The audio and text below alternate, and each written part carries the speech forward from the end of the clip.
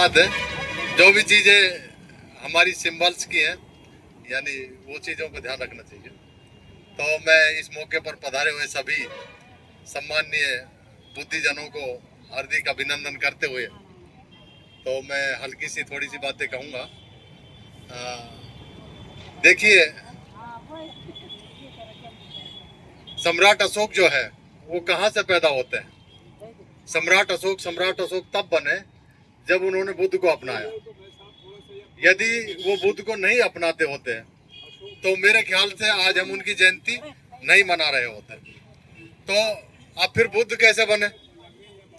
कुछ गलत हो रहा होगा इसलिए बुद्ध बने। तो बुद्ध ने जब आंखें खोली तो उनको लगा कि सारी जगह असत्य है, हिंसा है, नफरत है, विषमता है, परतंत्रता है, शत्रुता है, अन्याय है, ऐसी अनैतिक बातें समाज में फैली हुई हैं। तो उन चीजों का निदान ढूंढने के लिए बुद्ध बने। तो बुद्ध ने क्या ढूंढा?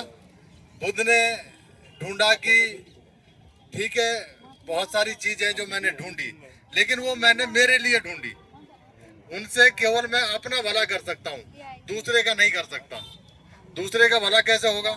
जब सारे लोग बुद्ध की तरह सोचें, बुद्ध की तरह समझें और बुद्ध की तरह चरित्र बनाएं, तब जाकर के बाकी लोगों का भला होगा। तो बुद्ध की 3 बातें मेरे ख्याल से उनकी चर्चा करनी चाहिए। पहली बात बुद्ध की है कि अप दीपो भवा, अपना दीपक स्वयं बनो, यानी बुद्ध खुद अपना दीपक बने।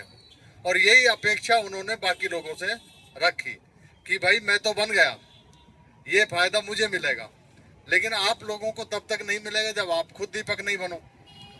तो दीपक, ये पहली अपेक्षा उन्होंने रखी कि आप दीपो भवा, यानी सत्य दर्शन के दर्शन करो, सत्य मार्ग को के दर्शन करो।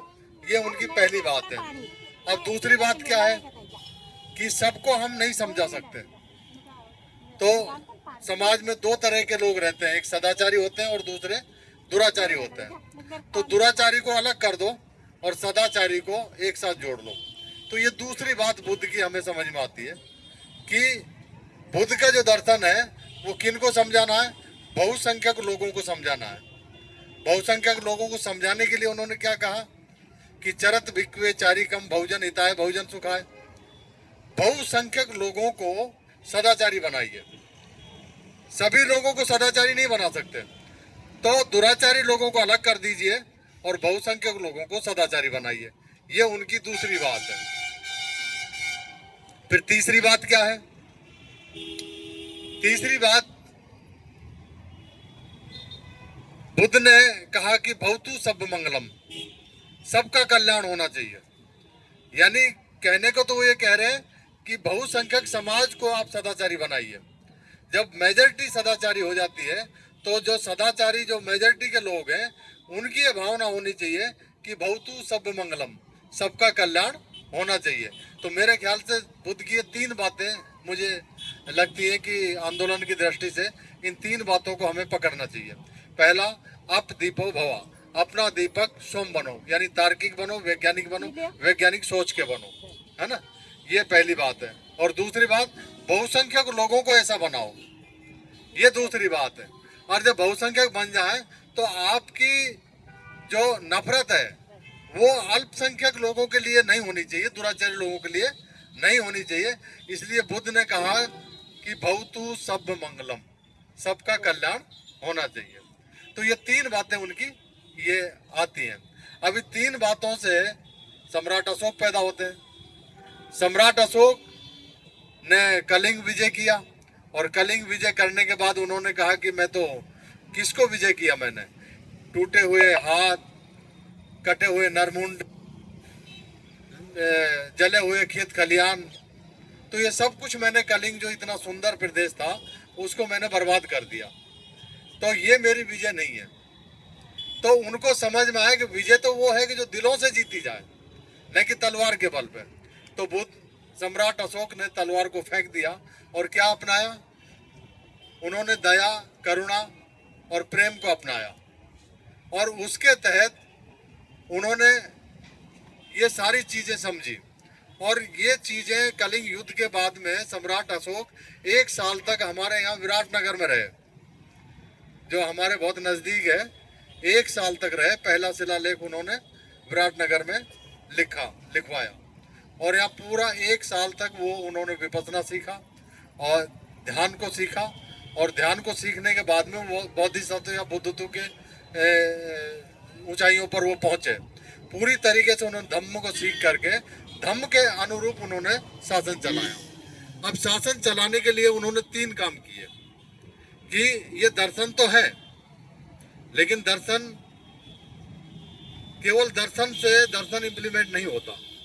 तो जो दर्शन है सत्य मार्ग है, जो ध्यान मार्ग के माध्यम से हम बुद्ध की तरफ बुद्ध बनते हैं। तो पहला काम उन्होंने किया कि ध्यान मार्ग को सामाजिक मान्यता मिलनी चाहिए, यानी ध्यान के आचार्य पैदा करने चाहिए। और आचार्यों के लिए उन्होंने बौद्ध विहार बनवाया, जिनकी 84,000 बौद्ध विहार की हम बातें करते हैं। तो सम्राट अशोक ने 84,000 बौद्ध विहार बनवाए। क्यों बनवाए? कि ध्यान की टेक्निक को सीख करके हर आदमी बुद्धत्व की तरफ जाए। ये उनका तो पहला काम क्या था कि ध्यान मार्ग को उन्होंने सामाजिक मान्यता दिलवाई। दूसरा काम क्या था कि ध्यान के सेंटर्स खोले उन्होंने 84,000।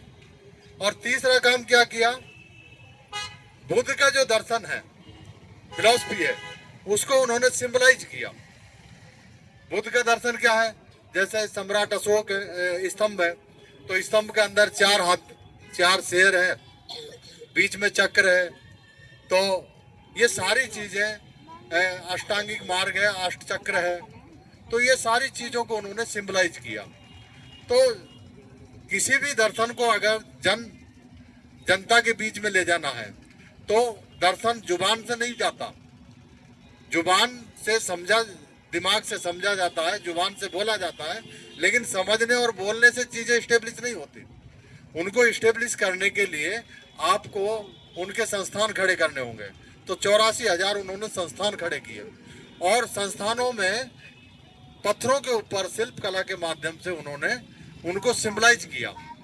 अब उन्होंने ये 3 काम किए, यानी दर्शन को सामाजिक मान्यता दिलाया, ध्यान मार्ग को, और उनके संस्थान खड़े किए, और तीसरी बात उन्होंने कि उनको सिंबलाइज किया।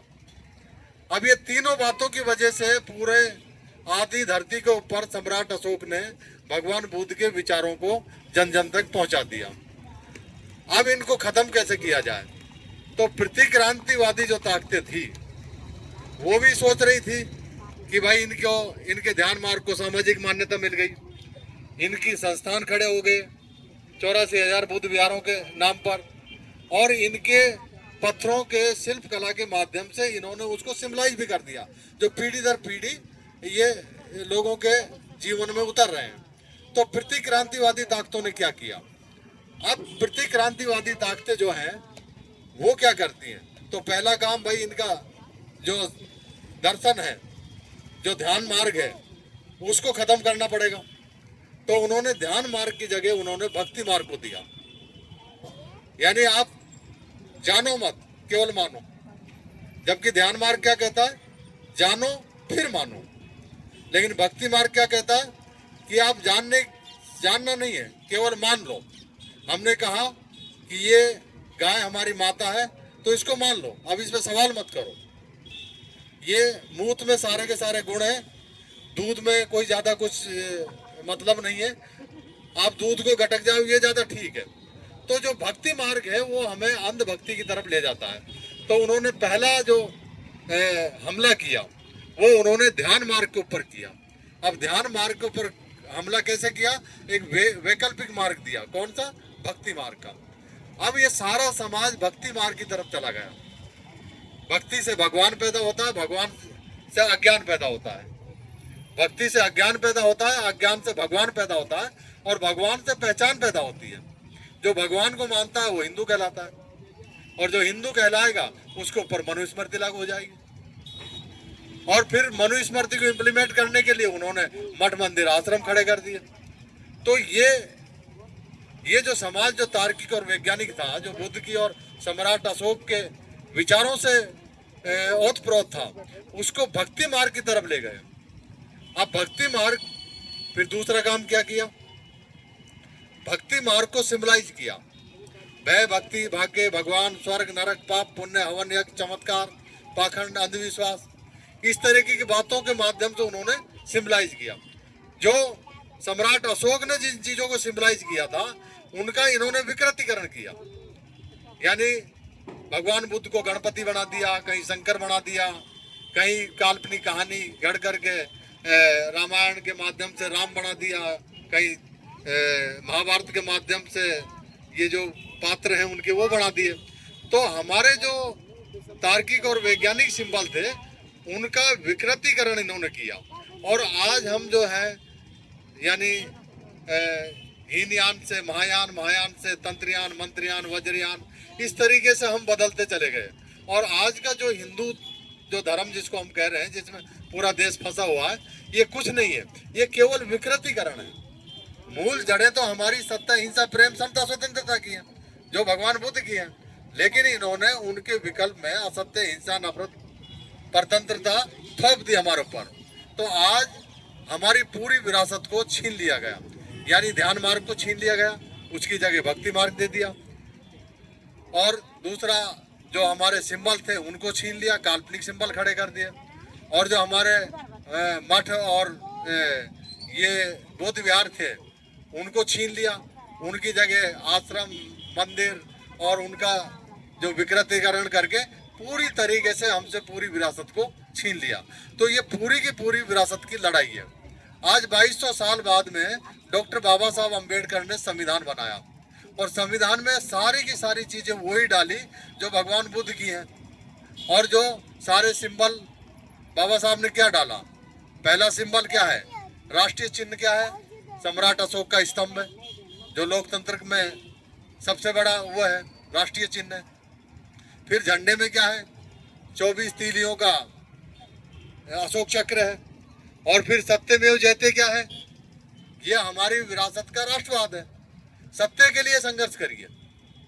और इन्होंने क्या कर दिया, सत्य की जगह असत्य पैदा कर दिया। तो हमारा लोकतांत्रिक जो देश है पूरी तरह से ये बुद्ध और सम्राट अशोक का ही देश है। लोकतंत्र उसी को मानता है, न कि इन भय, भक्ति, भाग्य, भगवान को मानता है। तो मेरे ख्याल से ये सारी चीजें प्राचीन भारत में हमारे पुरखों ने हमें दी, लेकिन 2200 साल का ये जो दौर निकला सम्राट अशोक के बाद में, हर्षवर्धन के बाद में, ये पूरी तरीके से विकृतीकरण हो गया और हम हमारी विरासत को भूल गए। और हम पाखंडी और झूठे मक्कार जो लोग हैं उनके चंगुल में, उनके जाल में हम फंस गए। अब इस समाज को वापस इन विरासत के साथ हमें जोड़ना है। तो मैं यही कहूँगा कि अगर हमें विरासत के साथ जोड़ना है तो हमें पहला काम करना होगा कि ध्यान मार्ग को सामाजिक मान्यता दिलानी होगी। दूसरा काम होगा ध्यान मार्ग का जो विधान है, संविधान सबके लिए समान कानून, उसको सामाजिक मान्यता दिलानी होगी। और तीसरा काम क्या है, सिंबल्स जो है हमारे, जो हमारे महापुरुष बुद्ध, कबीर, फूले, साहू, पेरियार, अंबेडकर, ये सारे के सारे क्या हैं, बहुजनों के सिंबल हैं, इनको सामाजिक मान्यता दिलानी होगी। जिस दिन हम ध्यान मार्ग को सामाजिक मान्यता दिला देंगे, जिस दिन हम भारतीय संविधान को सामाजिक मान्यता दिला देंगे, जिस दिन हम बहुजनों के सिंबल्स को, प्रतीकों को सामाजिक मान्यता दिला देंगे, उस दिन इस देश के अंदर वापस क्रांति होगी और वापस बुद्ध का विचार और सम्राट अशोक का दिव्य शासन इस देश के अंदर पैदा होगा। तो मैं इस अपेक्षा और अपील के साथ में मैं अपनी बात को विराम दूंगा कि हमें ध्यान मार्ग पर चलना है, संविधान की शपथ लेना है और वास्तविक प्रतीकों को या हमारे बहुजनों के प्रतीकों को घर घर तक पहुंचाना है। ऐसी अपेक्षा और अपील के साथ मैं अपनी बात को विराम देता हूं।